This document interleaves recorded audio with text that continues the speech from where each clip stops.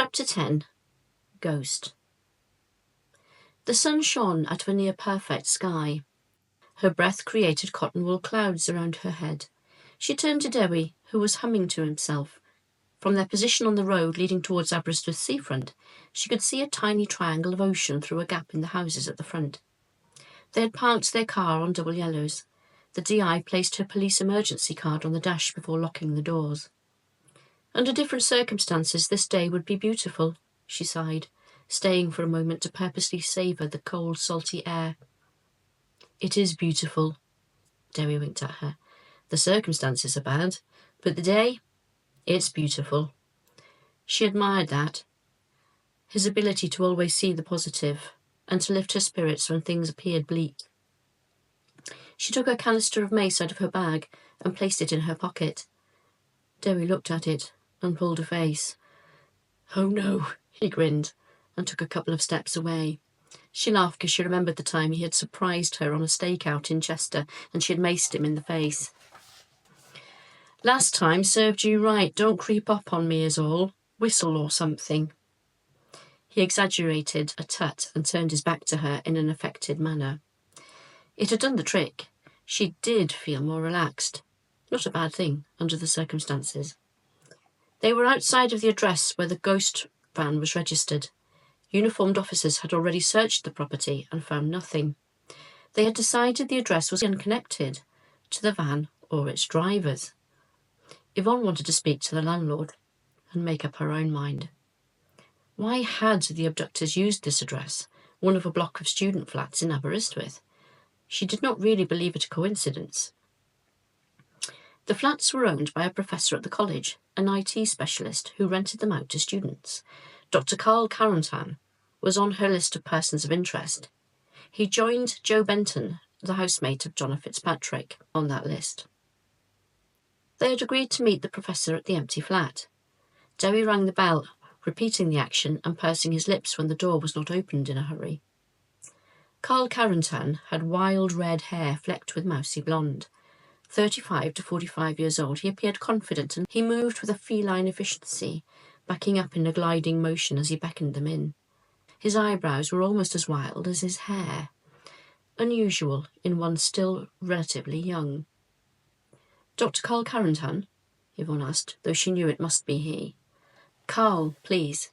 He signalled for them to take a seat on a pale cream leather sofa in the open-plan lounge diner. Kitchen worktops ran along the length of the farthest wall. The place was semi-furnished, ready for potential new occupants. Light poured in from unfettered windows. French? Yvonne would not usually use words so sparingly, but with him, it felt like the right thing to do. English, he corrected. My father was French, my mother English. I was born in Gloucester and grew up in Wallingford. The DI's eyes widened. Wallingford? That's not far from Oxford. Correct. You know it? I lived in the area for several years. He nodded. How can I help you? He asked directly. The DI answered just as directly. This address was used to register a vehicle which we believe was involved in the abduction of a young boy. I know. He scratched his head. Some officers came here yesterday wanting to search the place. I told them it's been empty for several weeks. The new tenants won't be here until next month. Who were the last tenants? He crossed his legs at the ankles as he took notes. A student couple, Chinese. The boy's name was Kwok Chai. I'm not sure of his partner's name. He was one of those who dealt with me and completed the paperwork. Have they been back to the flat since they cleared out? Not at all. They were in the flat for their final year. They stayed a few months after they graduated, while they spent some time exploring the country. They returned the keys the day they left, and that was the last I heard from them. As far as I know, they have returned to China. I see. Yvonne tapped her pen against her lips. Do you come here regularly? I come here occasionally for maintenance purposes. I would say it wasn't that regular. Do you live in Aberystwyth? No, I have a house in Talabont, near Comaignon. Artists' Valley, Dewi acknowledged. It's pretty there. It is, Carantan agreed. Do you have a vehicle? Yvonne straightened a little to ease the discomfort growing in the small of her back. I do. I drive a black BMW. He eyed her coolly. The DI was unfazed. Do you have access to a white transit van? Carantan sighed, placing both hands on his hips. There's something you need to get straight. I have not abducted a young boy. Neither would I. That's what you came here for, isn't it? You think I might somehow be involved. That's an utterly ridiculous notion. If you were not carrying that badge of yours, I wouldn't even grace it with an answer. I would have nothing to gain and everything to lose from doing such a thing. I'm sorry. Yvonne's eyes softened. This is our job. If it were your child who were taken, you would want us to leave no stone unturned. He opened his mouth and closed it again, staring hard at the coffee table. The DI continued. The name used to register the vehicle was Matthew Hines. He shot her a look from under half-lidded eyes, as though he didn't want her to see into them. Did you know Matthew? She asked, giving him a couple of seconds before continuing. He is said to have killed himself 3 years ago jumping off Constitution Hill. I knew him as well as I knew any student, he said. Yvonne got the distinct impression he was holding back. Did they find out why he killed himself? She leaned forward towards Carantan. He shrugged. As far as I am aware, the pressure had gotten to him. His father was a strict disciplinarian, and Matthew had felt as though he would never be good enough. His grades were slipping, and he couldn't deal with it, and he didn't want to face his father. But that brings us back to how and why the men who took Kyle Jenkins used the details of a dead Aberystwyth student and an Aberystwyth address to register their vehicle. I strongly believe they must have a connection to the town, if not the college. He brushed non-existent fluff from his trouser legs. I have no idea, was all he said. As they left the block of flats, Yvonne gave an involuntary shudder. She had the feeling someone had walked over her grave. She was glad of Debbie's company. She was feeling out of sorts. Debbie paused beside the car.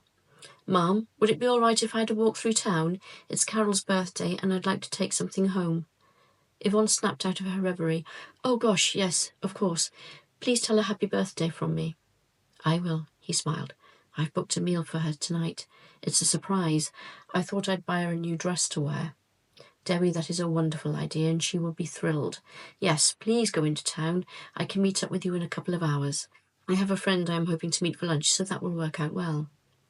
They agreed to meet mid-afternoon, giving them both ample time to do their own thing before lunch. Yvonne phoned Tasha. As she placed the phone back in her handbag, a young man, around 20 years old, came running out of the block of flats. Yvonne watched him go to a battered Ford and root around in the back of it. She walked towards him. He hadn't seen her yet. He puffed and sighed heavily, running both hands through his hair, as though upset at losing something he'd expected to find in the car. Yvonne cleared her throat. Are you okay?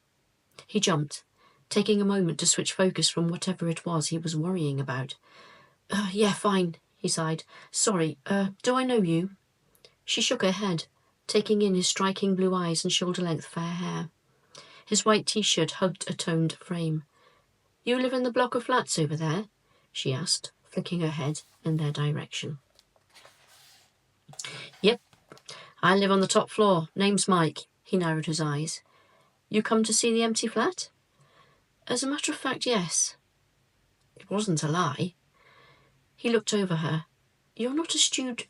No, I'm not a student. I've just been talking to Dr. Carantan. She stopped there. He looked her over as though examining her motives. I wondered why he was over here. Mike leaned, his hand on the roof of the Ford. He'll be very happy that someone is finally moving in. She opened her mouth to correct him, but closed it again. More rent, you know, Mike added. I guess Dr. Carantan doesn't come here that often, then. He shook his head. No, not in daylight, anyway. She raised her eyebrows. He works long hours, Mike gave a shrug, but looked uncomfortable. If he comes out to check on the building, it's usually pretty late. He rubbed his palms on his thighs. "Anyway, I'd better go. See you, if you move in." He gave her a cursory wave and jogged back to the flats. Yvonne, wondering what had made him so nervous, left herself. They had agreed to meet by the chip shop on the main promenade. Yvonne had to admit she was starving, and Tasha's idea of fish and chips by the sea really appealed. The nip in the air lingered, but as long as the sun remained out, it was pleasant enough. Spring approached. Tasha hugged her friend and insisted on buying the food. Yvonne was too hungry to argue, and, food in hand, they ran to the beachfront to sit on the wall and dangle their legs above the sand. The cold air, though sapping the heat from their food, failed to dampen their enjoyment of the salty, comforting potato-ness of it. There was a freedom in these times. The DI could almost forget the stress and worry of her day-to-day. Almost. Tasha finished her food first, screwing up her chip paper. She gave her friend a broad smile, and seeing Yvonne was not yet finished with hers, set off running to the nearest public bin to post the rubbish ball.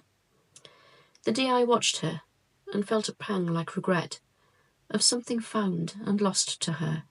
She turned her gaze back to the ocean, seeking solace in its calm bathing of the shoreline. "What's troubling you?" Tasha was back, and regarding her with narrowed eyes. Yvonne shook her head. I wouldn't know where to start." "What are you working on?" Tasha probed, tilting her head to one side, as though to see underneath the hair that had partially hidden her friend's face. The DI knew those dark eyes were seeing right through to her core, and she sighed. The next moment she was pouring her heart out about the case, bringing the psychologist up to speed with what they knew, and just as importantly, what they did not. "Do you think the children were abducted by a paedophile ring?" Tasha asked, chewing her cheek as she mulled over the information.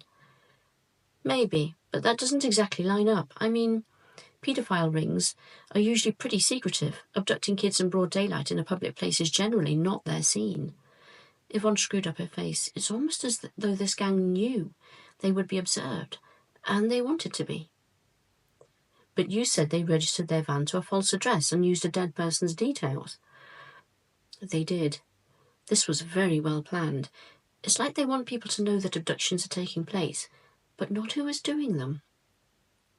"Like shadows?" "Exactly." "Terrorists?" "Unlikely. They would surely have announced that they had done it by now, or demanded some sort of ransom. Nothing has been announced by the kidnappers, not so far, anyway." "So it's their move next," Tasha said, turning her gaze to the ocean. "It seems like it," Yvonne sighed.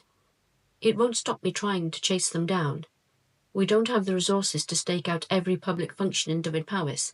However, we may be able to cover some of the biggest. And that is what I am seriously considering. I have a feeling, though, that the DCI might not like the plan. We'll see."